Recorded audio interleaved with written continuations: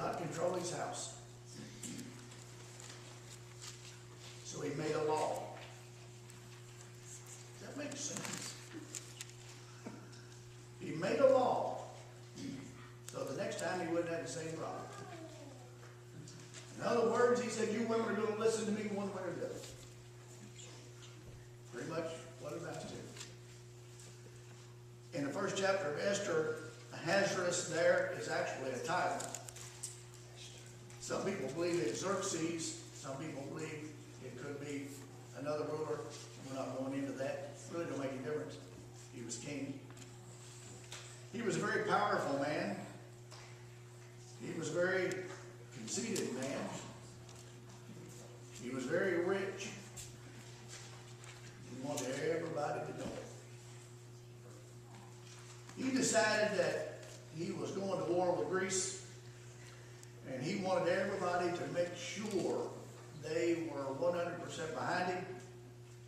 He was in charge of 127 different provinces. He gathered them all together for 6 months.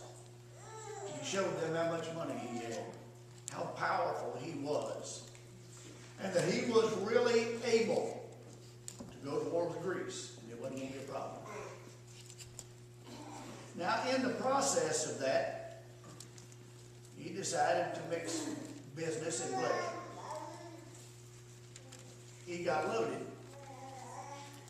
and decided that he was going to have his queen, whose name was Vashti, come before all these men and show them how beautiful she was. Now you got to keep in mind that these men were all having a big party in one place, and Vashti was having a big party for the women in another place. So that means she was probably going to be the only woman there. If not, it would just be her and the ladies that attended to her. And she said, I don't think so. Now this is the queen telling the king, I'm not going to do what you want. Now, the king, I'm sure, was embarrassed. He was all bent out of shape. But the king wasn't the one that had as much problem with it as it was some of the princes. Some of the men that were in control of some of the provinces. Some of the men that were maybe even second command or something close to that right there with the king. Because what they decided was, if the queen can get away with this, my wife can get away with it. And they called the king off to the side and said, we've got a problem here. What she's done is wrong. She shouldn't have done this to you. She's made a fool of you. But it not only affects you, it affects us. And I don't know if you've ever noticed this or not, but a person can have a wrong done to them, be about to get over it, and get around a group of people and let them get to talking about it, it all comes back up again, doesn't it? You ever notice that? Pretty much every time I've been in trouble, it's been because I was with the wrong crowd. Now, some may say, well, he's just not smart enough to come up with these things by himself. Now, that may be true.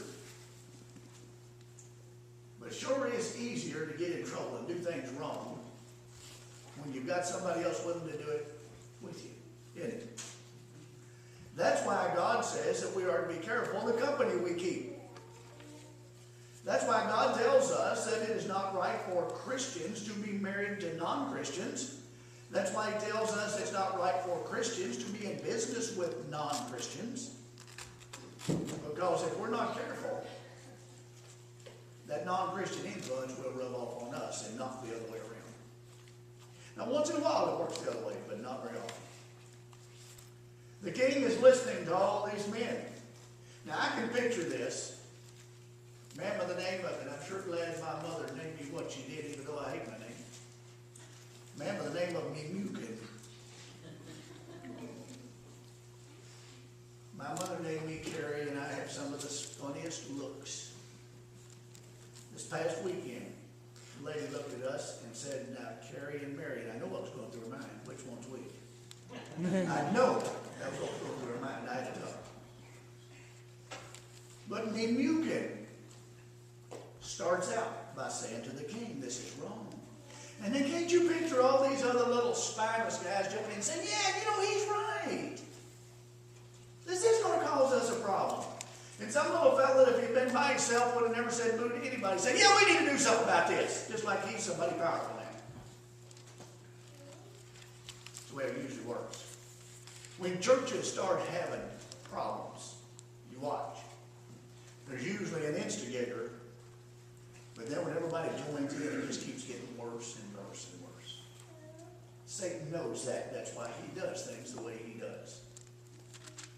Now, Vashti, the queen, did not come before the king. Ever again. They said, you know what? She's done such a wrong thing here. You just need to get rid of her and become queen. And in the height of all the carrying on, and the fact that he was already drunk, he said, you're right. Now, what they did, you've got to keep in mind, is sign into law that every man is to be in control of his own house. He signed into law that Vashti would be removed as queen, never come into his presence again. And in the Mede and Persian community, once the king signed a law, it could not be changed, even by the king. Now, when you're in a situation like that, it's a good thing to think a long time before you jump in the middle of something.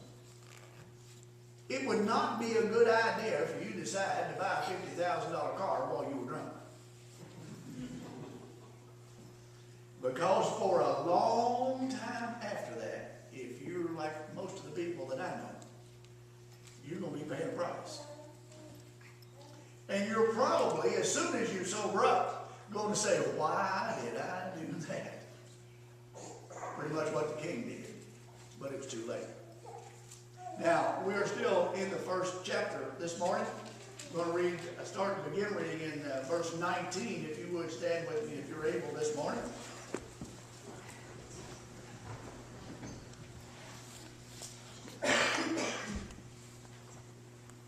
Esther chapter 1, verse 19. If it please the king, let there go a royal commandment from him.